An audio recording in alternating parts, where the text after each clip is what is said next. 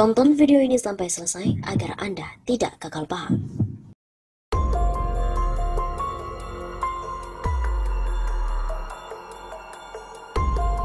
Purnawirawan TNI resah, Indonesia darurat korupsi dan juga komunis. Dua fenomena menarik yang terjadi di Indonesia saat ini. Pertama adalah bangkitnya para guru besar dalam menyoroti negara Indonesia yang berada dalam bahaya korupsi. Terjadi darurat korupsi.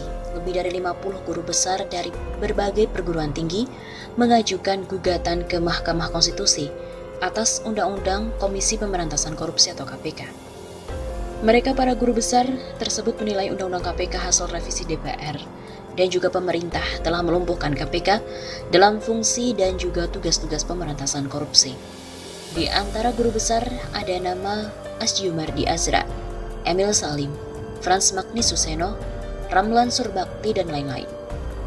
Kedua, muncul gerakan dari para purnawirawan TNI Angkatan Darat melalui pernyataan keprihatinan bahwa negara berada dalam bahaya cengkraman oligarki neokomunis. Pernyataan pada tanggal 2 Mei 2021 tersebut dibuat oleh Majen TNI Purnawirawan Dedi S. Budiman, Lejen TNI Purnawirawan Yayat Sudrajat, Majen TNI Purnawirawan Robi Winkadir, Brigjen TNI Purnawirawan Budi Sujana, dan lain-lain. Oligarki neokomunis yang kerjanya mengadu domba dan memfitnah umat Islam serta TNI termasuk dengan mengkriminalisasi Habib Rizik Syihab dan juga Front Pembela Islam. Sedangkan soal korupsi memang sudah berat untuk diatasi, menggurita dan terang benderang. Pemerintah tidak serius untuk memberantasnya, bahkan KPK pun telah dihancurkan peran dan independensinya. Wajar saja jika para guru besar berteriak walaupun sudah terlambat. Para mahasiswa dulu telah berdarah-darah memprotes penghancuran KPK ini. Lucunya kini Menko Polhukam Mahfud MD minta pemakluman pada status pemerintahan yang memang korup. Minta masyarakat maklumi saja perilaku korupsi yang dilakukan pemerintah. Penanganan korupsi Jiwasraya, Asabri, dan BPJS Tenagakerja merayap menuju menguap. Korupsi dana bansos Juliari Peter Batubara yang diduga melibatkan Madam masih dibawa berputar-putar tidak jelas ujungnya. Keluhan Mensos Risma tentang 21 juta data ganda membuat geleng-geleng kepala. Syamsul Nur Salim Buron malah diberikan SP3 oleh KPK. Top Marco Top. Sepertinya pada setiap investasi dan hutang luar negeri melekat perilaku korupsi. Dampaknya seruan ayo berinvestasi sama aja dengan ayo korupsi. Akibatnya sejumlah negara faksi Amerika Serikat menunda pinjaman bilateral. Mereka adalah Australia, Jepang, Korea Selatan, Jerman, dan Saudi Arabia. Investasi juga semakin sulit masuk Indonesia. Kenyataan ini dikeluhkan oleh Menteri Keuangan Sri Mulyani. Soal neokomunis yang diprihatinkan para purnawirawan TNI itu memang semakin menyengat baunya. Terasa hampir pada semua lini penyelenggaraan negara saat petinggi PKI akan kabur dan bergerak masing-masing, lalu mereka berkomitmen untuk berjuang tanpa bentuk. Nampaknya komitmen itu semakin terrealisasi kini. Kini mulai menyusup, mempengaruhi, dan mengendalikan. Praktiknya pelan-pelan mulai tampak. Dimulai sejak rancangan Undang-Undang Haluan Ideologi Pancasila atau RUU HIP, Roadmap Pendidikan Nasional tanpa mata pelajaran agama, keluarnya Peraturan Pemerintah atau PP nomor 57 tahun 2021 tentang Standar Nasional Pendidikan yang menghilangkan mata kuliah Pancasila dan Bahasa Indonesia. Ini jangan dianggap biasa-biasa saja. Agenda senyap ini semakin memperlihatkan batang hidungnya dengan penunjukan Hilmar Farid, seorang mantan aktivis Partai Rakyat Demokrat atau PRD, sebagai Dirjen Kebudayaan Kemendiknas. Wajar saja kalau publik khawatir arah negara ini menuju revolusi kebudayaan yang melumpuhkan agama. Maka Purnawirawan TNI Angkatan Darat menyebut ini bahaya oligarki neokomunis. Memang para pemimpin negara harus diingatkan, tetapi apa yang diungkapkan oleh Profesor Dr.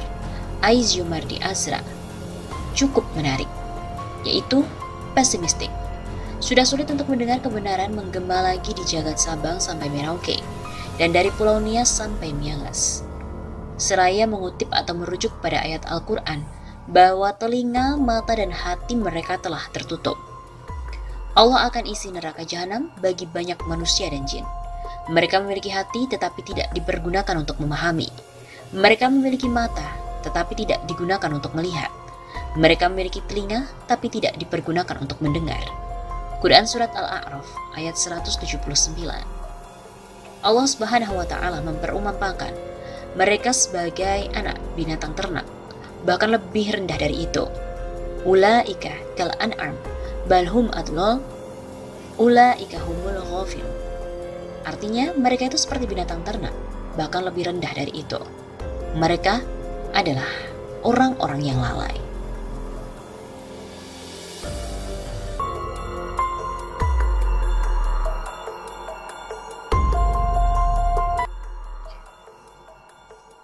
Telah ditemukan dokumen PKI dengan target mendirikan negara komunis.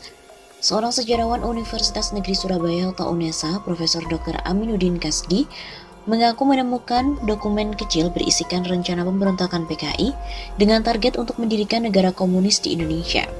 Kemudian menghimbau masyarakat untuk tetap waspada dengan isu-isu seolah-olah PKI itu tidak kejam. Masyarakat harus tetap waspada dengan isu-isu yang seolah-olah PKI itu tidak kejam, bukan anti agama dan tetap berjuang untuk NKRI. Begitu kata Dr. Aminuddin Kasdi dalam suatu diskusi kecil di Surabaya beberapa waktu yang lalu.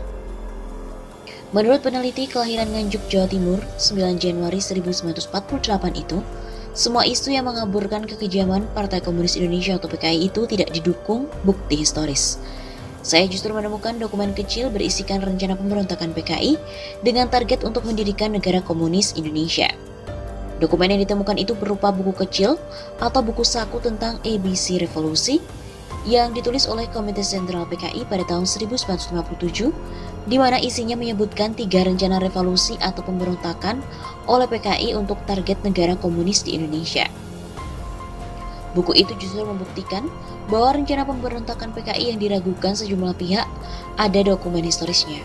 Bahkan dokumen itu merinci 3 tahapan pemberontakan PKI yang semuanya gagal.